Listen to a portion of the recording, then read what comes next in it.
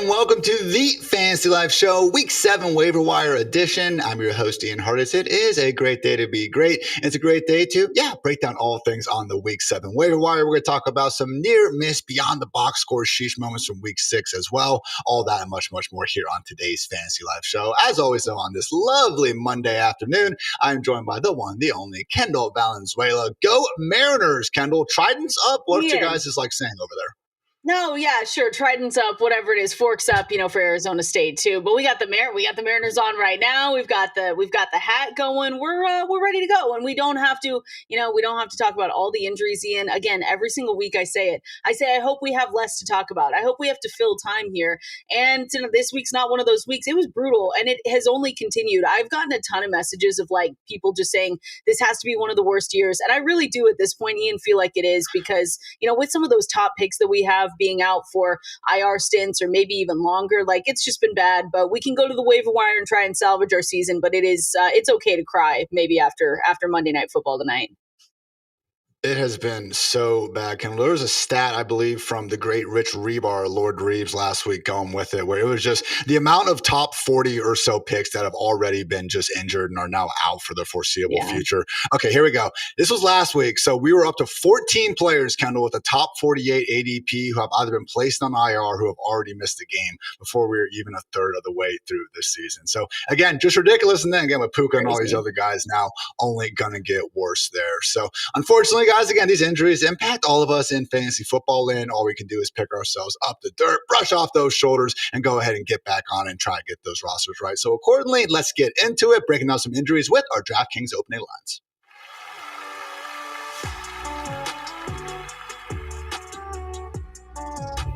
First big news today actually is not an injury. It was the firing of Titans head coach Brian Callahan after going just 4-19 over the last 2 seasons. Kendall, the last 4 quarterbacks who have now been taken number 1 overall have all seen their head coach fired during their rookie season. Not exactly setting themselves up. What was your favorite moment of the Brian Callahan era? When he left. I think that's going to be my favorite moment, Ian, because what do we do? This was bad. And I think at the end of the day, when you look at what has happened over there for the Tennessee Titans, it started, I thought it was crazy when we saw Vrabel go. And I don't know about you or if you remember that moment, but I just remember looking around and being like, really, this is where we're going to go with this. And so Will Levis struggled. They saw Callahan and they said to themselves, okay, well, maybe he's going to be able to come in and help us, get this franchise quarterback going. And I think that was good, an idea good enough itself, but it just hasn't happened. Will Levis has struggled. I think Cam Ward, the one thing with Cam Ward though, is I think he has the tools. I think he is better equipped than someone like Will Levis to lead a franchise.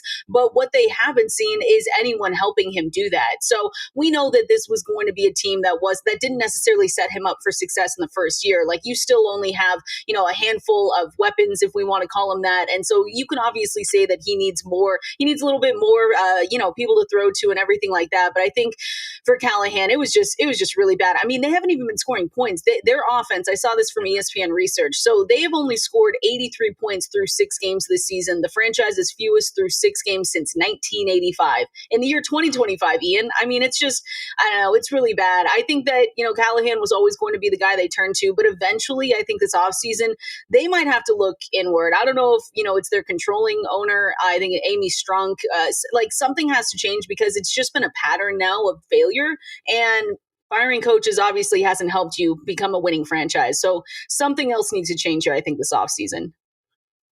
Again, their only win this year literally happened thanks to the Cardinals fumbling it away on multiple occasions. So cannot stress enough how uncompetitive this team has been. I have laughed throughout, just this season, kind of sending some of these charts, looking at different offensive tendencies, pre-snap shift in motion, play action, success rate, explosive plays, and all that. And a lot of times, guys, in the bottom left-hand corner, which is where all the bad teams are, the Titans have been right next to the Bengals. And just watching those two fan bases collectively kind of unite just to hate on Zach Taylor and Brian Callahan, it has been, pretty funny to go ahead and go through. So we'll see what happens. I'm with you though, Kendall. Cam Ward certainly has flashed. I do believe he could still have a bright future here. So hey, at least the Titans made a bad decision. I forget who originally said the quote, but just because you made a bad decision doesn't mean you have to spend a long time making it. So moving on, we'll see what the Titans can do in the future. And now, Kendall, let's get to a bunch of depressing injuries. Puka Nacua with an ankle, considered day-to-day, believed to have avoided long-term injury per Sean McVay, but I thought his quote was interesting about it. He actually added that Puka's style of play and the nature at which he plays, that is something that does weigh into this when deciding when he'll actually be ready. So they're in London this week, and then also they have a week 8 bye. So I think it make a lot of sense, Kendall, if they are cautious and we see Puka back in week 9. But certainly sucks, and it's a situation where, again, we want to try to react. But number one, wide receiver in all fantasy football now down. We cannot have nice things. No, we can't have nice things. You just cry about it. I mean, and it's crazy too, because depending on when you drafted him, like earlier in the season when we were drafting, right, he was going, in the first round, maybe the 1-2 turn. Then we got the news about Stafford. So for some people, he might have fallen into the late second round. So I feel like this is affecting everyone, Ian. Like it doesn't matter when you drafted. You probably took Puka Nacua at different spots throughout the summer, and it hurts just as badly. I don't know what else to say. I mean, there's only so much we can do, Ian. So many guys we can go pick up off waivers, especially if you're in some of those deeper formats. But I'm with you. I think that, you just plan for him to be out this week. They've got the week 8 bye along with every other team on the planet, because I don't know why they continue to do things like that, but whatever. We can talk about that later. So you expect him to be out this week. He has the week 8 bye, and then hopefully he's able to come back. And then maybe it's maybe it's a little bit better for one Devontae Adams, and maybe others we look at down the line as well. Adams locked in, wide receiver 1. Tutu Atwell should be back from that hamstring injury, but honestly, I don't expect his role to change that much. I actually think Jordan Whittington, if you guys are in a desperate situation, he would be more so that flex option to be targeting. He can do, again, not nearly anything as well as Puka, but again, in terms of being someone who can get physical, and just run some of those lower ADOT yak-friendly sort of routes that Puka has been specializing in. I do think Whittington could do a very, very poor man's impression of that. Emeka Egbuka cannot have more nice things, Kendall. He is going to miss some time with a hamstring injury, undergoing an MRI to determine the actual extent of that. So also Chris Godwin and Bucky Irving are not expected to be available for week 7. The only glimmer of hope in Tampa Bay right now is that Mike Evans with a hamstring injury could return to practice. And I would hope so, Kendall, because this would be week 4 and they could just place him on IR in the first place. But never exactly know what's going on with Todd Bowles and the Buccaneers injury situation. So again, I'm honestly not super optimistic we're going to see Evans out there. And if that is the case, we're going to see 3 wide receivers sets headlined by Sterling Shepard, Tez Johnson, and Cameron with the K Johnson. Honestly, Kendall, not that Tez and Shepard and even Cam, I'm sure they're going to be fine because Baker Mayfield is playing at a legit MVP level. If you need, a wide receiver for flex type, okay. But maybe the real winner here is Cade Otton. Yeah, I think it could be Cade Otton. I've also said that for maybe 2 weeks, Ian, and nothing good has come of it. Because it was so disappointing, I think, when what we saw with Cade Otton last season, right? When all the injuries started happening, Cade Otton, for I think it was a span of maybe three to 4 weeks, was someone that really gave you good fantasy points. So now maybe, Ian, when they're down their top 3 wide receivers, he can step up here. But I think I just at this moment have to shout out Baker Mayfield for doing what he's doing. I hope everyone, and if you haven't, go watch that video of Tez Johnson thinking that the MVP chants were for him, because it was freaking hilarious. Because you're like, why would they be for you? And he's like, is that for me? And so everyone's like, no, it's for Baker Mayfield. But what Baker Mayfield's been able to do without Emeka Egbuka for this game, without Mike Evans, without any of these guys, to be able to step up and do what he's doing and just continue to be like, yeah, we'll go to any of the Johnson guys on our team. Anyone can step up in this moment. I think that's just a shout out to how he's been able to play. I thought there was going to be a little bit of regression, if we're going to be totally honest, from what we saw last season. And there's still a lot of season left, but the MVP chants I think are warranted. So when you have someone that goes down, we never want it. And these guys are not going to be ones that you feel necessarily comfortable starting, especially if these 3 aren't good to go going into week 7. But with how Baker Mayfield's playing, you have to feel a lot better about these guys than some of the other ones that you could be getting off the waiver wire. And the matchup is winnable this Monday night, facing a Lions secondary that might be the only group as banged up as this Buccaneers wide receiver room. Lions going into their game against the Chiefs were down, I believe, 5 of their top 6 cornerbacks in terms of what they had planned at the beginning of the season. And now we'll also be without safety Brian Branch, who was suspended for a game for slapping Juju Smith-Schuster in that post-game shuffle. So again, situation where it wouldn't exactly be, risking my, future of my family on Tez Johnson or Sterling Shepard this week, but certainly does seem like a matchup they are capable of winning. thanks in large part, as Kendall mentioned, Baker Mayfield. Otherwise, guys, Marvin Harrison Jr. working his way through concussion protocol. They also have a week 8 bye, like half the NFL, as K-Dog was saying. So we'll see if, they're a little bit extra cautious. But yeah, Zay Jones, Michael Wilson, we getting the bumps. If not, that said, Cardinals playing the Packers this week. I'm pretty much fine not starting anyone there unless your name is Trey McBride. Garrett Wilson did get an MRI on his knee. He is expected to be good and have avoided serious injury. So hopefully he is ready to go this Sunday against the Panthers. Calvin Ridley, however, dealing with a hamstring issue in his own right. We'll see what the severity of it is, but the Titans do have a week 10 bye. So if it is going to be a multi-week injury, we might not see Ridley for quite some time. Otherwise, Amari DiMercato with an ankle, David Njoku with a knee, Blake Corum was a little bit banged up with an ankle, Miles Sanders out for the season, Mike Gesicki also out for a while with a pec. Again, just more minor injuries too that, worry about. Finally, Kendall, a little bit of good news. CeeDee Lamb with an ankle, quote, has a chance to play in week 7 per Stephen Jones, who we can put a little bit more stock behind, of course, opposed to his father, who is ever the optimist when discussing injuries. So hopefully CeeDee is back. Last point here, Kendall. Adam Schefter reported the Steelers are looking to trade for a wide receiver. Do you have one that you would like to see wearing black and yellow? Oh my gosh. I didn't even, why? What? The Steelers? That's what we're doing? What if we what if we put Rashid Shaheed over there and just saw what happened for a man? Is he not one, he's one that I've heard a couple of times just going around. And I know that some other, receivers might be there. I don't know. DJ Moore was one that we talked about during the offseason even. And he was just saying that maybe he's not as happy in this situation. I just always think if we heard about guys potentially being traded in the offseason, I always just pull them into this season. The trade deadline is November 4th. So anything that we heard maybe in the summer, I'm just going to bring over here. But I don't know, if Rashid Shaheed has been one that's already been talked about a little bit, which I've heard him going around, that one could be kind of fun. I mean, again, it'd be fun for us. The Cooter Doodle family might have a complete breakdown, but rest of us, all right, we might have to sacrifice that. So I had as my 4 spicy picks. You mentioned DJ Moore, Rashid Shaheed, Jacoby Myers is another one of these guys who's been a little bit unhappy. Maybe Chris Olave too at the Saints. Most realistic, let's be honest, Alan Lazard, Matt Collins, Tim Patrick types. I think is probably what we're looking at here. Actually awesome, though, and would be kind of fun. Can we get A.D. Mitchell in Pittsburgh? He was a healthy scratch last week. That dude just needs a change of scenery. I still do maintain he can be good at football, when he's not dropping the ball at the 1-yard line. But, guys, that's going to wrap up the DraftKings opening lines. Let's get into some waiver wire talk.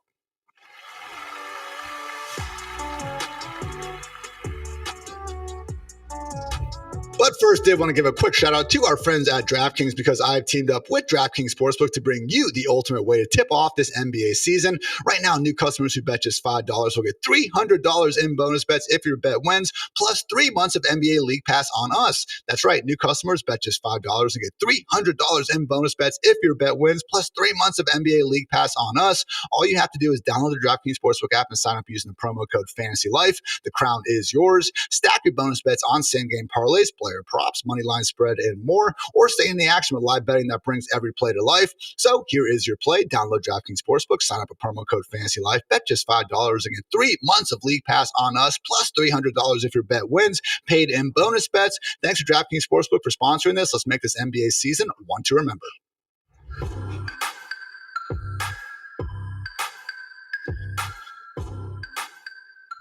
It's time for the Waiver Wire Market Watch presented by the fine folks at Pristine Auction. As always, make sure you guys check out Kendall's free article at fantasylife.com, breaking down all the waiver wire madness. And again, breaking down the injuries, how much fab you should be spending, all that jazz, and much more. But we are going to be going through 3 big names in this quarter of the Fantasy Life show. And then we'll move on, talk about, again, just some more low-level guys, and then also get you ready to go with the bye weeks upon us at the QB position. So first things first, Kendall, we have a new RB1 in Los Angeles. Chargers RB1, Kimani Vidal, still someone who's only rostered in 30% of Yahoo leagues. So what did we see last Sunday in terms of the split between Kimani and Hassan Haskins?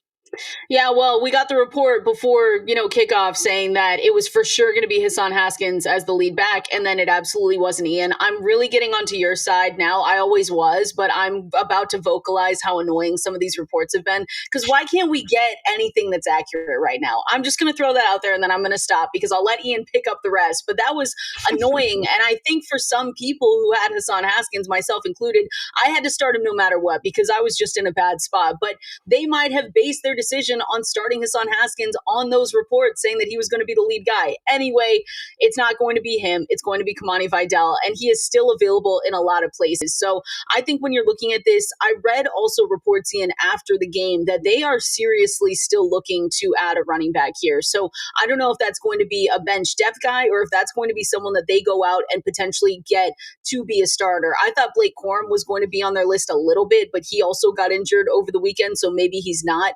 But for Kamani Vidal, there's nothing wrong with it. He was a week 6 winner for people going out and being able to play him.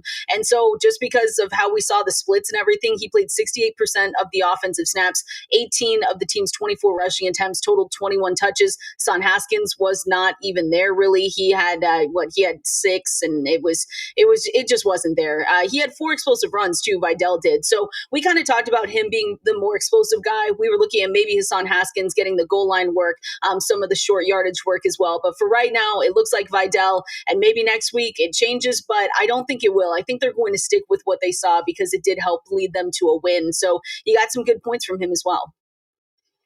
Vidal did look explosive out there. Unfortunately, they did not get to play the Miami Dolphins every single week, so I certainly would add that caveat there. That said, next 4 weeks, guys, Colts, Vikings, Titans, and Steelers all do rank 15th or worse in terms of EPA allowed per rush. So not the, toughest schedule coming up. Of course, so those Chargers O-line injuries doesn't exactly make this a run game we can't consistently trust. So I don't think Haskins going to completely go away. To Haskins' credit, I know he didn't put anything in the box score, and we do not get points for amazing downfield blocks. But if you guys do go back and watch that, 40-yard completion from Herbert to Lab McConkey, you'll see Haskins again chip for a guy in Herbert, pass protection, and then just sprint downfield and throw a key block for McConkey to help pick up another 15 or so yards. So I do not think he's going to completely disappear, but to Kendall's point, it is the Kamani Vidal show for now. It still do have to get past the trade deadline. But man, Kendall, one of those reports we did get that I'm at least hopeful to be a little bit more accurate is that O'Marion Hampton is expected to miss more than the 4 games minimum on IR. So right now we're looking at Kamani Vidal with a weekly, opportunity chance to have 15 or 20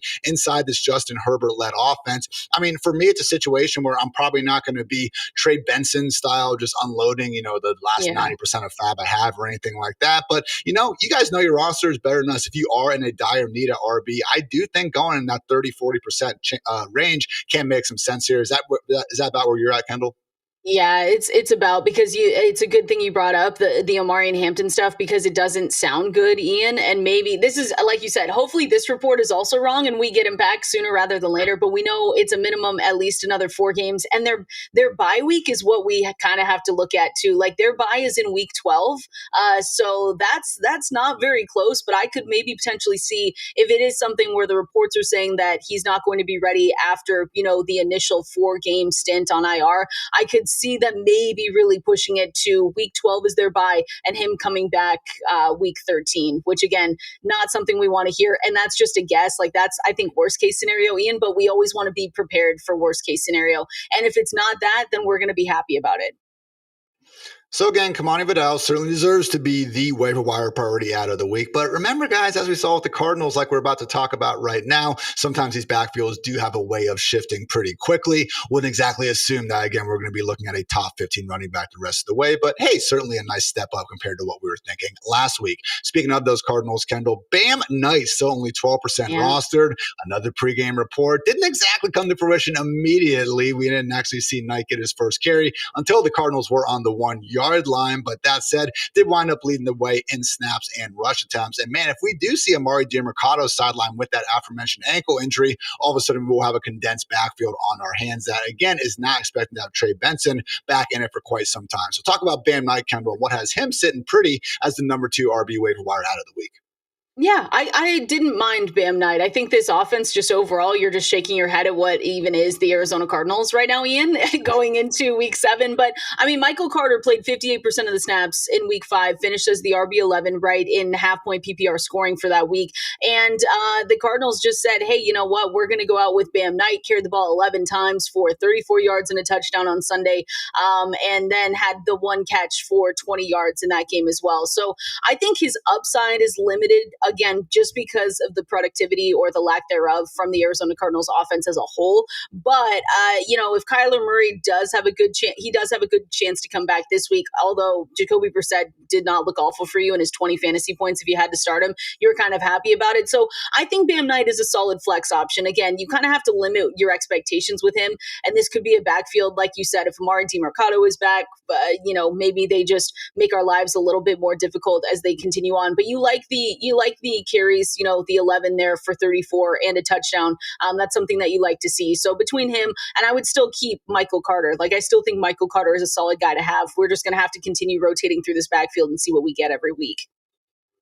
And honestly, I think Carter could be the preferred fantasy option here if DiMercato is out of the picture. Carter's the one that's going to get those more fantasy-friendly receptions, which we're always looking for, particularly with a team like the Cardinals that, again, would not be surprised at all if we continue seeing them work with more negative game scripts. And not because, this team does not look very good at the moment. So in my way too early Week 7 ranks, which you guys can find over at fantasylife.com, free article where I break down a lot of different cool stuff as well. I have Kamani Vidal as my RB20. Kendall, he's ahead of guys like Ramondre Stevenson, Alvin Kamara, DeAndre Swift, who we just maybe don't love their efficiency or associated offenses, or both, situation there where I do think we can get a little bit more excited about Vidal. Bam Knight, though, someone I have down there as the RB30. He's pretty much one of the last kind of starting running backs that I actually trust. I have him just behind guys like Tony Pollard, Chase Brown, even Nick Chubb, Kenneth Walker, and Isaiah Pacheco. So for me, again, if you guys are desperate, I know how it can be in some of these 14-team multiple flex streets and everything. So if you got to go up to that 20-25% range in your fab for someone like Bam Knight, okay, gotta do what you gotta do out there. But generally, Kendall, this is not the sort of, handcuff running back in the waiver wire where I'm just losing my mind and making sure I get no matter what. No, it's a mess. I mean, if you have, Week 7 buys, Baltimore Ravens, and then the Buffalo Bills, so maybe a James Cook manager is looking around and just saying, you know what, I need someone to fill in this week. Or if you're looking ahead again to Week 8, could be a good guy, but don't spend all your money. Because I agree with you, Ian. I think it's more Michael Carter in this backfield than anyone else. We knew Amari DiMercato was probably going to be in the doghouse from what we saw last week with the dropped touchdown that ultimately really helped them get to a loss in that game. So I still think Michael Carter's the preferred guy if he's out there. And then, you can go and look at Bam Knight if you really need a fill-in for this week. Because again, friendly reminder, Trey Benson not expected to be out for the entire season, similar to Marion Hampton. So while, we would love to have, a 4 or 5 week stretch of high-end running back play, not exactly a situation where we can be confident these guys are still going to be relevant come December. Finally, Kendall, we have a wide receiver on dock, someone that we talked about a lot in week 2, not so much for the 4 weeks after that, but after a 2-touchdown, 93-yard performance, Kayshon Boutte back atop the recommended waiver wire ads. And honestly, I think a lot of this is respect to Boutte. He certainly made the most of his opportunities. I know we had the lull, but more than anything, Kendall, I think it's just a hat tip to Drake Maye and the realization that, hey, Stephon Diggs should be the number one wide receiver here more weeks than not, but we've got a decent amount of evidence now that Boutte can be their lead downfield, option. He's got 7 targets thrown at least 20 yards downfield. The rest of the team only has 9. And just, again, we want people associated with Drake Maye right now because don't look now, Drake Maye's playing some of the best football out of any quarterback in the league. Yeah, Drake Maye looks so good. And it's actually really exciting to see because if you waited on Drake Maye and got him, towards the middle of your fantasy drafts, if you wanted to wait for quarterbacks, you're really happy with what Drake Maye is giving you. So not only is he his play has elevated for himself, but he's elevating the guys around him. And I think that's really important to pay attention to because we love Stephon Diggs over here. I've got a good amount of Diggs. But for what Drake Maye has done, he scored the season high 27.24 fantasy points in this one, but Kayshon Boutte caught all 5 of his targets in this one, and then he had the 93 yards on top of that with 2 of those receptions going for touchdowns. Can we expect that every single week? No, I don't need to say that. We already know that, but it is one of those things, Ian, where now we're looking at the Patriots and saying to ourselves, this is actually a good offense that we might want a piece of. So again, I look at Boutte as maybe someone that's going to be a little bit more difficult to figure out when to start and when to sit in some of these situations, depending on who else you have on your bench. But I just think that it is someone worth picking up because, again, we're really liking how this offense is firing right now. It kind of feels the same to me as one Kendrick Bourne, where Kendrick Bourne is doing well based on, all the injuries that are happening with that team. He has a really good connection with Mac Jones. So you're going to know when to start him there. But for Boutte right now, this is a team that I'm kind of targeting, especially with the bye weeks coming up. And you're saying to yourself, all right, I really like what they're giving me, and I'm going to expect a little bit more of it. So, pay up. You like him.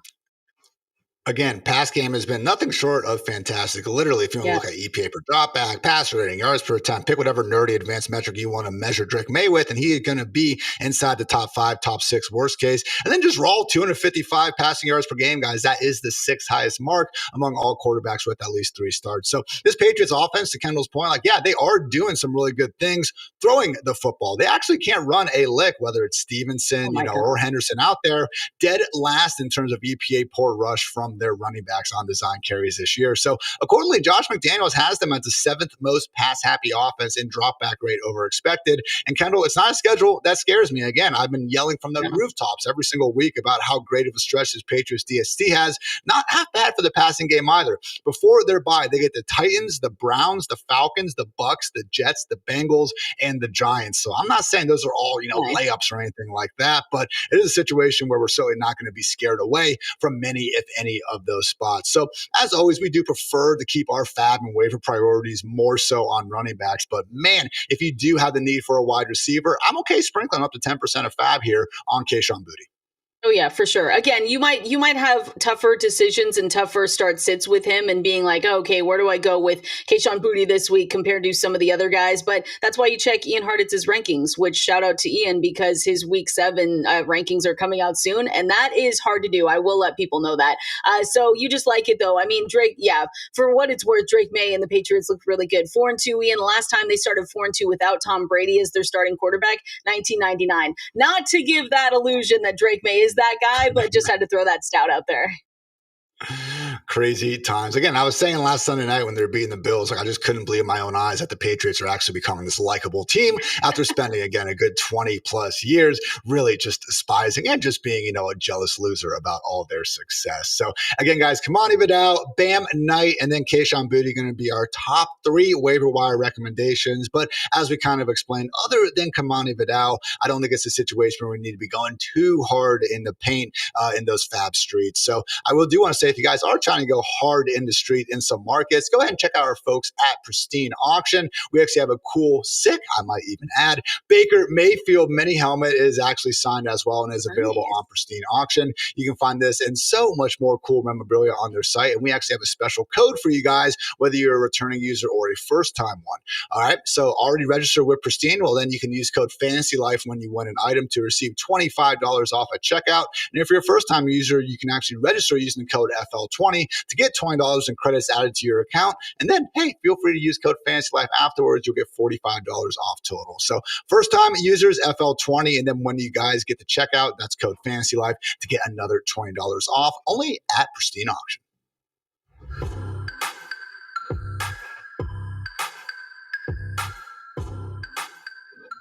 All right, Kendall, went through the big names, but certainly is not a one-size-fits-all sort of thing in those waiver wire streets. So have a bunch of other running backs and wide receivers we want to go through now. Kicking things off with some running backs, okay? So we're going to show you guys, several names here. I'm not going to be breaking down every single one for a super long period of time, but we do have Kendre Miller sitting there at 31% rostership on Yahoo, Kendall. It sounds like Alvin Kamara isn't going to be traded, at least per Ian Rappaport. Again, wants to be with the Saints for life and everything, but just even independent of that, Kendall, I mean, he's been playing great football this year, RB4 and tackles avoided per carry. And I just think in terms of, just pure injury handcuff upside, Kendre Miller's in a good spot. The 2 other names I wanted to quickly touch on before I throw to you, Tajay Spears with the Titans, 24%. Again, we honestly saw him take over the backfield in total snaps. Yes, it was because the Titans were trailing. Tony Pollard's not going to completely exit the equation, but it is more of a split in this situation. And just from having watched back, all of Spears' runs this morning, guys, like he actually is looking very, very healthy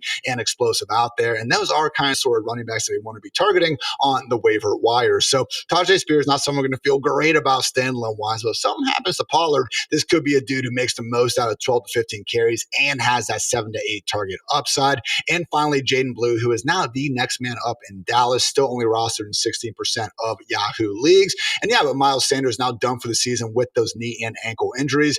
We're looking at Jaden Blue being only 1 injury to Javonte Williams away from a again, being the cover boy on all these waiver wire articles. So don't want anything to happen to Javonte. But again, just based on what we've seen from Jaden Blue at Texas, he honestly has a similar Tajay Spears-esque profile as an explosive pass catching option. And no, I don't know if he's going to be as good as Tajay Spears at the professional level. There's a reason why one was a day 2 pick and the other was a day 3. But that said, it's the Cowboys offense, which I think we can certainly agree, quite a bit better than the Titans. So out of those three, Kendall, Kendre Miller, Tajay Spears, and Jaden Blue, all else equal, who do you want to prioritize for your teams? Yeah, it would probably still be Kendre Miller. I feel like we're going to always talk about Kendre Miller on this show just because at the end of the day, I think he's going to be the one that pays off the most. Because even to me, Ian, if I'm hearing that Alvin Kamara doesn't want to be traded, that's perfect. That's great. We love someone that loyalty to his team, whatever it is there. But I don't think that rules out the idea that maybe they shut him down later in the season as well. If they continue to lose and this New Orleans Saints team wants to look at, some of the younger guys that they have on this squad, they would turn to Kendre Miller. So again, that's not something that's going to happen today, tomorrow, or in the next couple of weeks, but it is one of those things where you push away the potential injury risk here and concern, which we never want to have happen. That's a way that Kendre Miller goes and steps up. The trade, potential trade, there is another way he steps up, but there is a third option here, and that is them just shutting Kamara down to make sure he not only stays healthy towards the end of the season, but because if they continue to lose, they want to see what they have in their guys. So I think Kendre Miller's the one that should be rostered the most out of these other two. And I will give a shout out to Jaden Blue because I think that sometimes it's swept under the rug like a Miles Sanders season-ending knee injury. And we always like to see next man up and next man up mentality. So if we're having the same conversations with an Ollie Gordon, an Emmanuel Wilson for the Packers, we have to have the same conversation for Jaden Blue. It's going to be annoying to have someone on your bench that has, 3 carries every other week. Someone was in my comments today, Ian, saying he only had 3 carries. And I said, I know, that's why he's a stash play. You are not picking up Jaden Blue to start him every single week. That is not what we're saying, but we are hanging on to him with the idea that there is potential that if there was an injury to Javonte Williams, he would step up into a big role. And so, especially if you have Javonte, just handcuff him. I think that's the most important thing you can do right now is to make sure that you have the appropriate handcuffs going into week 7.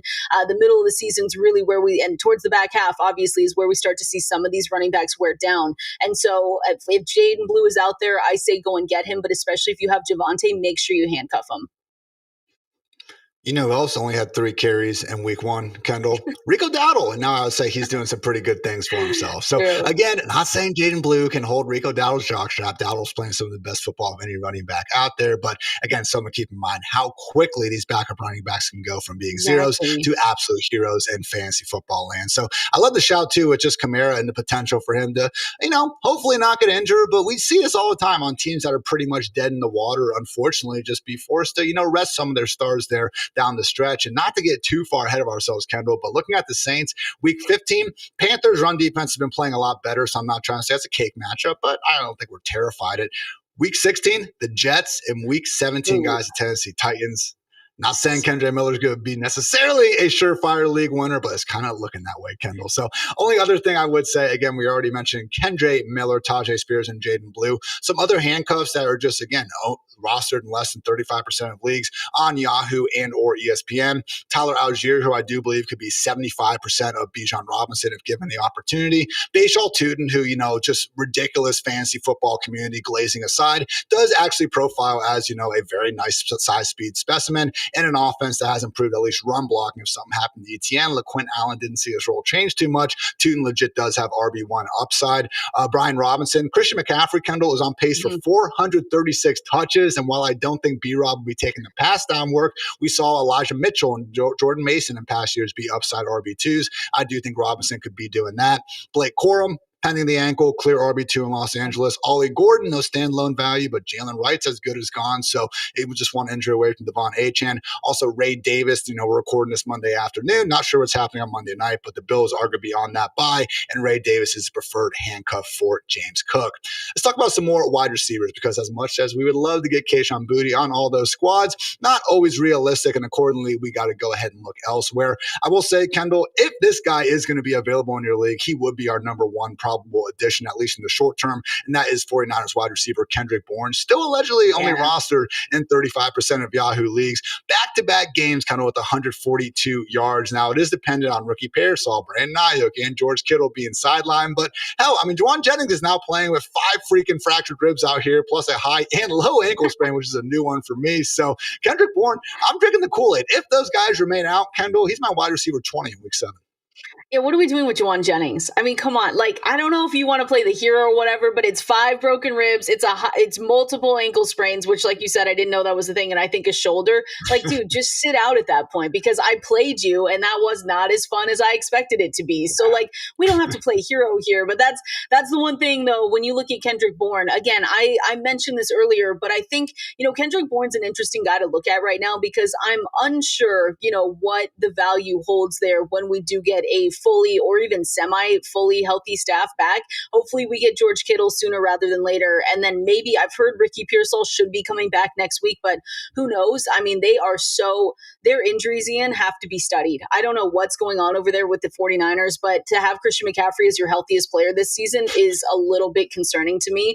And so I think Kendrick Bourne, like, he's done so well. He's caught 15 passes, 284 yards over the past 2 weeks. And that is such a good fantasy outing. So I look at him and I wonder too, Ian, and I'm curious what you think here. If that's more of a not having Brock Purdy out there and it maybe being a Mac Jones connection type thing. But Kendrick Bourne, if they're going to continue to have injuries, he is someone that you definitely want to pick up, because again, this is an offense that we tell ourselves, hey, they can continue scoring points at least. So I think between the connection with him and Mac Jones, you definitely want him. And because of all the injuries, you also want him. But do you think it's a Mac Jones connection thing, or do you think he can keep doing that with Purdy back?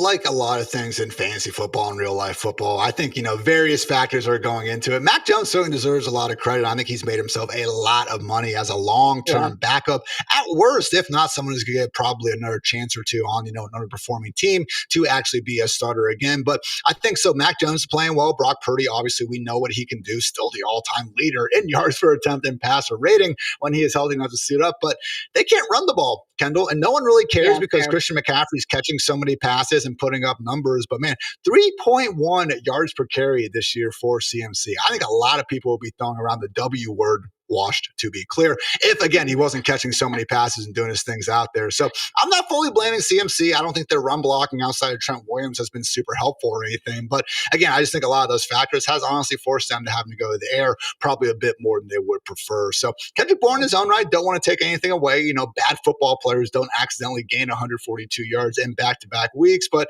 yeah, as long as everyone else stays injured, it's really just like the Richie James game on Thursday night from a few years ago, but it's just continuously happening because the entire wide receiver room continues to be injured. So I'm with you on Jennings. I'm hands off, for the time being. Really, I'm fine being a week late back into Juwan Jennings, doing his thing out there. Again, just so banged up right now. So tough to tell. So otherwise, guys, Alec A. Manor should be getting a bump up, still only rostered in 22% of leagues. He's been under 45 yards in all but one game this season. And again, even with Calvin Ridley out of the picture, presumably, don't know for sure with the hamstring, I still couldn't get Alec inside my top 36 wide receivers. So wouldn't be sprinting on the waiver wire to get him. Also could have imminent returns for Jalen Coker or Christian Watson. Exciting, sure. Shout out Cokeheads, but at the same time, not guys who are going to be rushing to start right away. Similar sentiment there for Zay Jones, Tez Johnson, and Sterling Shepard. The interesting one, though, is again Rams wide receiver Jordan Whittington. So I know it's going to be going through Devontae Adams, but I really do think this guy, not that anyone can be as good as Puka,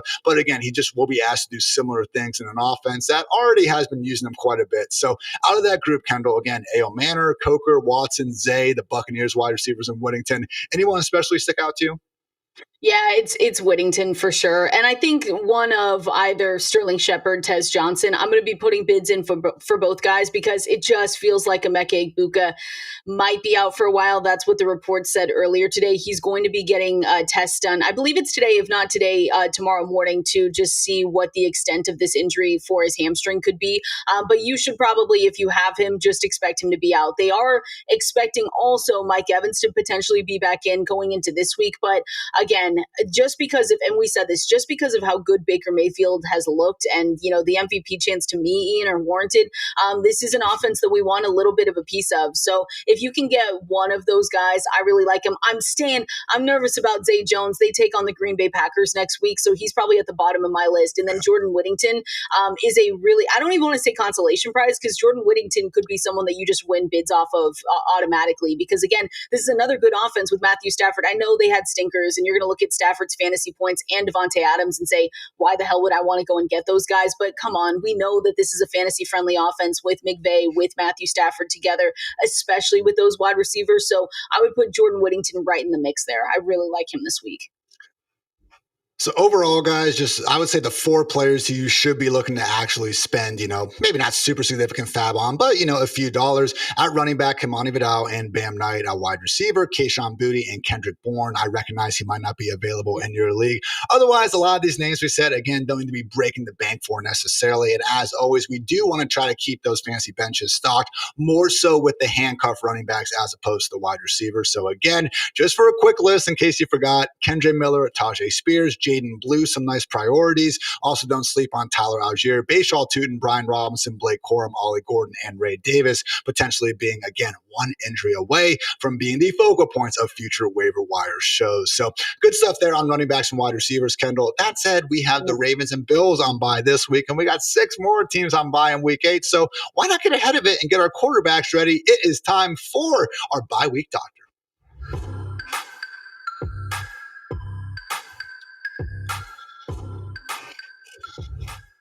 In my very, very sad home 8-man league, I actually pulled a fast one on my league mates. I broke our unbroken or unwritten rule, I should say, of waiting at quarterback. I took Josh Allen and Lamar Jackson one after another. So I'm in a world of hurt this week at quarterback, Kendall, with the Bills and Ravens on bye. I'm sure I'm actually one of the only people with that problem out there, but a lot more of you are going to have that issue in week 8, because that's when we have the Cardinals and Kyler Murray, the Lions and Jared Goff, Trevor Lawrence and the Jaguars, Geno Smith and the Raiders, Matthew Stafford and the Rams, and Sam I am, another MVP candidate, Darnold and the Seahawks all on bye. So with that in mind, Kendall, we have a handful of quarterbacks and also a couple of tight ends we'll talk about as potential waiver wire additions, starting off with the man who, again, just had an incredible Thursday night performance, Jackson Dart, Giants QB1. It is a situation where, the first 2 starts, one of the things I pointed out was just how rough the passing game looked after the first drive or 2, really the scripted plays, everything was going great. But again, in those Chargers and Saints games, quarters 2 through 4 were not nearly as pretty. Really did see a step up last week against the Eagles defense that, yes, was banged up, but Dart was able to make the easy look easy, which is really all we need, Kendall, if he's going to continue running like he has been. Yeah. No quarterback is averaging more fantasy points per game from purely rushing than Jackson Dart this season. He's played like 21 more snaps than Lamar Jackson, which, it's a decent amount, but he's got more rushing yards than Lamar right now. So it's crazy. Like, I think we all recognize that he had this dual threat ability.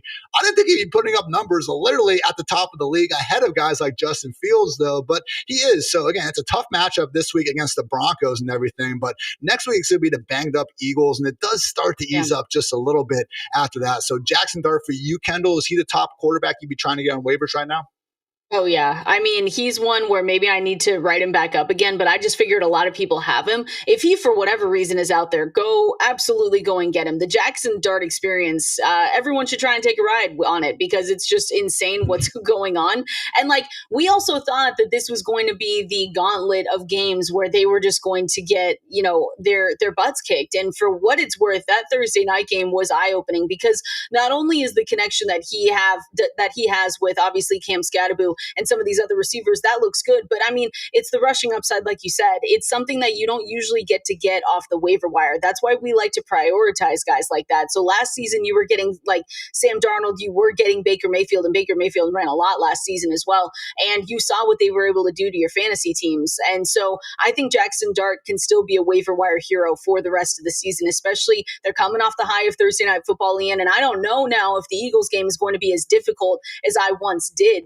Even even just a few weeks ago where I said, man, they get the Eagles twice and then the Denver Broncos. Like, I thought to myself that was going to be hellish for them. And maybe we've changed our minds right now. So I really like Jackson Dart if he's available, and don't just keep him the rest of the way too, because you might have some injuries or just some bad quarterback play from other guys where you'll have to look around and say, wow, am I actually going to do this? Am I starting Jackson Dart ahead of some of them? Like, he has the opportunity to do that.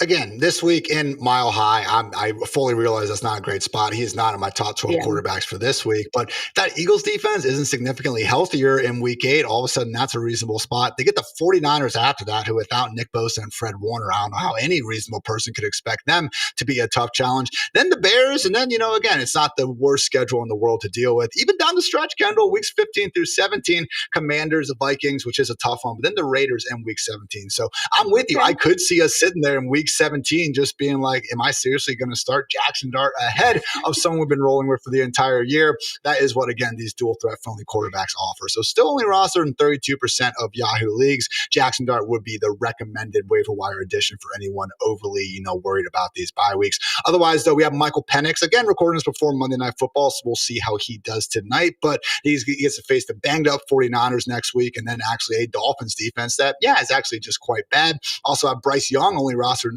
21% of leagues. He gets the Jets here week 7, which is a pretty good matchup there. And as we know with Bryce, wouldn't say he's playing great football, but also in his defense hasn't had the healthiest wide receiver or even best wide receiver room in the league outside Tedder McMillan. Hopefully getting Jalen Coker back helps. And maybe Bryce just, starts to rise some of this winning momentum at least and get some better things going. And also he is rostered in 52% of leagues, but maybe he was dropped a little bit because they're on bye. But CJ Stroud, Kendall, someone who's been running around a little bit more this season, gets your Seahawks coming up, who I do think are a good defense, at their core, but without Devon Witherspoon, Rick Wallen, they're just really banged up right now. We've seen what's happened over the last couple of weeks. So Stroud gets the banged up Seahawks and then the banged up 49ers. So again, Jackson Dart with that rushing makes a lot of sense, but to your point, could already be rostered. If you can't get Dart, guys, honestly, I think Penix and Stroud would be my next 2 favorite options, who again are available in more leagues than not. Yeah, I like Michael Penix Jr. for the sheer fact that he's already had his bye week. And that's just one where you don't have to worry about it. I mean, sometimes it's just going to get difficult, like we said, for this, especially week 8 coming up in a couple weeks where you're going to look around and say, yikes, who can I get? That's why it's so important to be ahead a little bit, at least a week, but you really want to try this week. So the Falcons, again, hopefully everything goes well tonight. And Ian, we don't have to say any more injuries because I will actually lose my mind. But I do like Michael Penix Jr. here simply for the fact that you will not have to worry, the rest of the way you'll only have to worry about injuries the rest of the way because the bye week has already come and gone for them.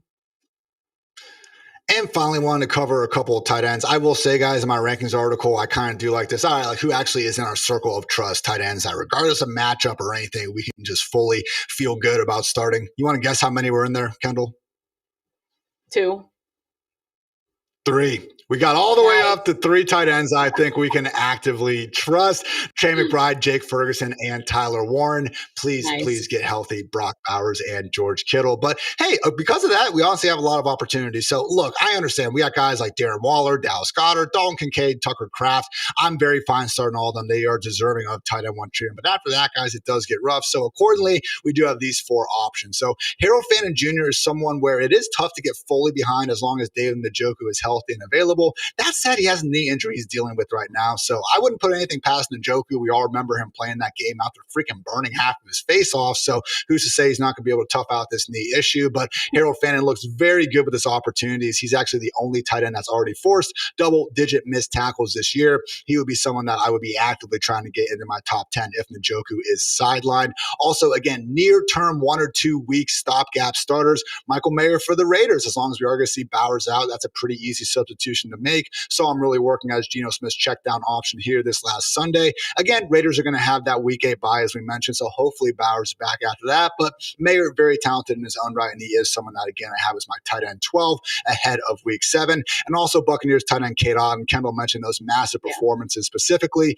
8 catches, 100 yards, 9 catches, 81 yards, 2 touchdowns, another game with 8 catches, 77 yards, and another touchdown for good measure. So yes, we'll see what happens with Evans and some of these other guys getting back in the picture. But if not, guys, going up against that banged up Lions secondary, Cade Otton is someone who, again, is deserving of tight end 1 treatment for this week. The interesting one, though, Kendall, as much as I have Fannin, Maye, Otton all ranked ahead of this next guy for this week, if you need one for the longer term, okay, you just struck out the position. Oronde Gadsden from the Los Angeles Chargers really have seen his role move in a very positive direction in recent weeks, Kendall.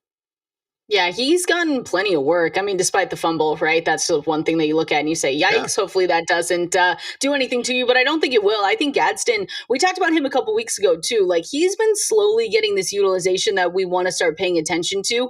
So I think, he caught 7 passes on 8 targets, 68 yards, again, against a bad Miami Dolphins team that are just, like, not showing up to team meetings, I guess, Ian. That's what they do over there. But I do think he's worth an ad to see if this production continues. And he can be one of the first guys in, first guys out kind of thing too. Last guy in, first guy out, whatever it is. Like if you pick him up and all of a sudden you're looking around and you're saying, man, I continue to get these injuries. I need to just let go of someone. Oronde Gadsden could be your first cut if you need to. But I think for this Chargers team, especially with, what they've been going through with the running backs and everything else, like they're just going to try and continue eking out these wins. And he could be, one of those guys that you pick up. I like it.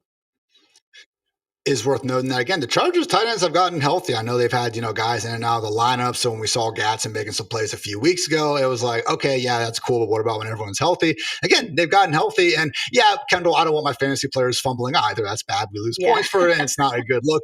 But to see him fumble in the first quarter of that game and then still go on to post, again, a 77% route rate, which was easily his highest mark of the season, that almost gives me more confidence that they saw the fumble and they said, don't worry about it, Rook. Go ahead and go out there and do your thing. So again, Oronde Gadsden for deep leagues certainly would help matters if we do continue to see Quentin Johnston sidelined as well. So again, guys, quarterback bye week help. We do think Jackson Dart, because of that rushing upside, is the best option. After him, Michael Penix, then CJ Stroud if he is still available in your league. Break glass in case of emergency. Bryce Young, let's face it, wouldn't be that fun, but we've seen him have some okay performances. And then at tight end, for the long term, we do prefer Oronde Gadsden. That said, near term, Harold Fannin 100% if David Njoku is going to be sidelined. Otherwise, I do think Cade Otton, at least for 1 week, Michael Maye can go ahead and help out those squads. So as always, again, check out Kendall's full waiver wire article to get the full lowdown of the week. But before we get out here on the Fantasy Live Show, Kendall, let's kind of put a bow on week 6 and break down some sheesh.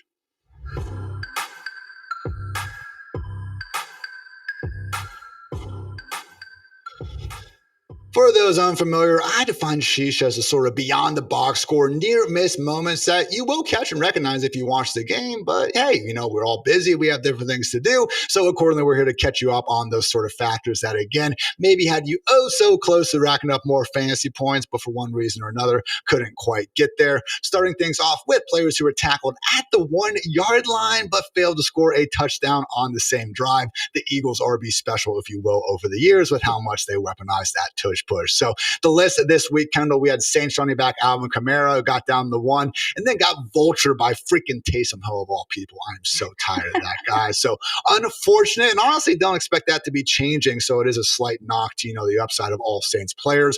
Also had Jahmyr Gibbs before that ill-fated Montgomery to Jared Goff touchdown. Derrick Henry got to the 1-yard line, and then they had the audacity to give Mark Andrews back-to-back tush pushes despite having Derrick Henry out there. That one infuriated me. Also, Ramondre Stevenson, T. Higgins, Michael Wilson, and Travis Kelce. So close, yet so far away. So I think easily just the most annoying one, Kendall, was the Mark Andrews tush pushes. Yeah. I actually look back, and to Andrews' credit, like they've done this quite a bit over the years, not nearly as much as the Eagles, but they were kind of like one of the first teams to use it.